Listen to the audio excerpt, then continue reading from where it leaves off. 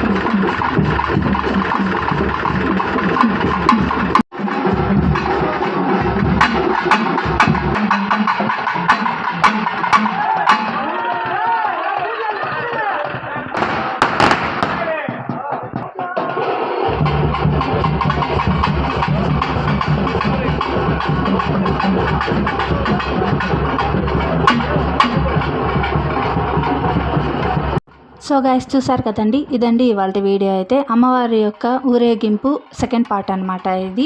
ఇంకా 2 వీధులు అయితే ఉన్నాయి.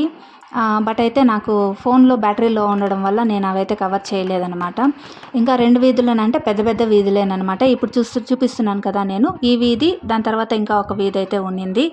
మాఘబహుళ అమావాస్య సందర్భంగా అంకాల పరమేశ్వరి అమ్మవారికి ఊరేగింపు రోజున దేవదడి గ్రామం మొత్తము గడప గడపన అమ్మవారు ఈ విధంగా పూజలు అయితే అందుకున్నారు. ఇక ఇదండి ఇవాళ వీడియో అయితే. మీ అందరికీ నచ్చిందని అనుకుంటూ ఉన్నాను. నచ్చినట్లయితే ఒక చిన్న లైక్ అయితే ఇవ్వండి, షేర్ చేయండి. సబ్స్క్రైబ్ చేయని వాళ్ళు ఎవరైనా ఉంటే సబ్స్క్రైబ్ చేసుకోండి.